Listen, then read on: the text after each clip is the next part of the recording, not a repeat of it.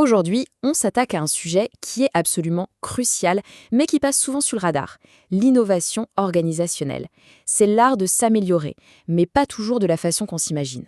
Franchement, quand on dit innovation, à quoi on pense tout de suite? Au dernier smartphone, à la nouvelle voiture électrique, à une appli qui change la vie? Bref, l'image classique, c'est un produit, un objet tout neuf. Et pourtant, les vraies révolutions, elles se passent souvent en coulisses. Il ne s'agit pas seulement de ce que l'on fait, mais surtout, et c'est ça la clé, de comment on le fait. Et c'est là que se cache une forme d'innovation qui est incroyablement puissante. Alors, comment ça marche exactement? En fait, l'innovation organisationnelle, elle repose sur deux grands piliers qui peuvent vraiment transformer une entreprise de l'intérieur. D'un côté, on a ce qu'on appelle l'innovation de processus. Là, on s'attaque aux méthodes de travail, au comment on fait les choses. Et de l'autre, on a l'innovation managériale qui réinvente la façon de diriger, de collaborer, le qui fait quoi et pourquoi. Ce sont vraiment les deux faces de la même pièce. Allez, commençons par le premier pilier, l'innovation de processus. On pourrait aussi appeler ça l'art de travailler plus intelligemment. La définition est assez simple, mais elle est fondamentale. Il s'agit de repenser nos manières de faire pour obtenir de bien meilleurs résultats.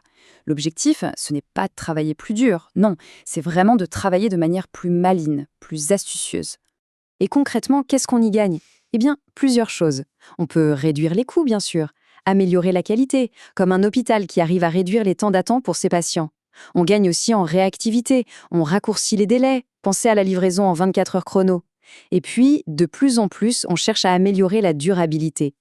Pour y parvenir, on a en gros 3 manettes sur lesquelles on peut jouer. On peut changer les entrées, c'est-à-dire les ressources qu'on utilise. On peut optimiser les activités, les tâches elles-mêmes. Ou alors, on peut améliorer le contrôle, c'est-à-dire la façon dont tout est piloté et suivi. Mais attention, optimiser un seul petit processus dans son coin, ça ne suffit pas. Il faut vraiment prendre du recul, dézoomer et regarder la vue d'ensemble. Et cette vue d'ensemble, c'est ce qu'on appelle la chaîne de valeur. Au sein même de l'entreprise, chaque département est en fait un maillon de cette chaîne. De la logistique qui réceptionne les marchandises jusqu'au service client, tout doit être parfaitement connecté. Parce que si un seul maillon est faible, c'est toute la chaîne qui en pâtit. L'harmonie est donc essentielle. Cette vision interne, c'est un bon début. Mais est-elle vraiment complète?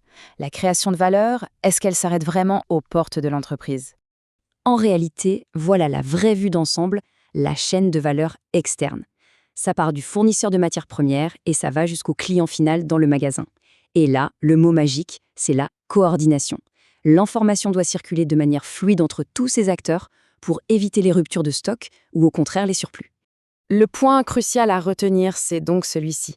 La valeur, elle se construit à chaque étape, bien au-delà des murs d'une seule organisation. Il faut arrêter de penser en département pour commencer à penser en chaîne. C'est ça la clé d'une innovation de processus réussie. Passons maintenant à notre deuxième pilier. Parce que de super processus, c'est bien, mais il faut une organisation qui puisse les soutenir. Et c'est tout le rôle de l'innovation managériale. Ici, on ne touche plus aux tâches, mais on repense la structure même du travail en équipe. L'objectif, c'est de rendre l'entreprise plus agile, plus flexible et de donner plus d'autonomie aux collaborateurs pour qu'ils puissent réellement s'approprier ces fameux processus intelligents. Concrètement, ça peut prendre plein de formes différentes. Ça peut être des équipes qui s'autogèrent, qui définissent elles-mêmes leurs priorités.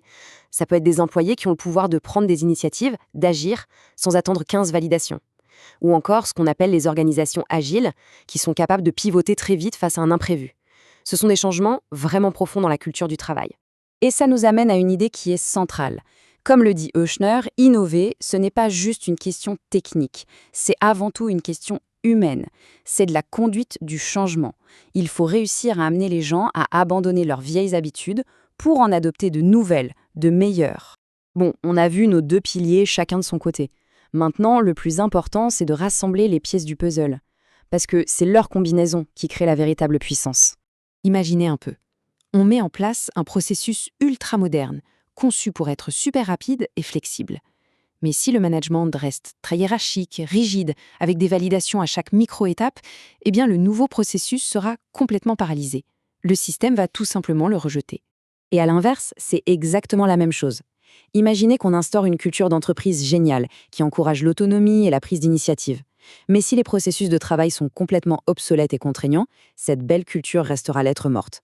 Les collaborateurs voudront innover, mais ils seront bloqués par les outils et les procédures.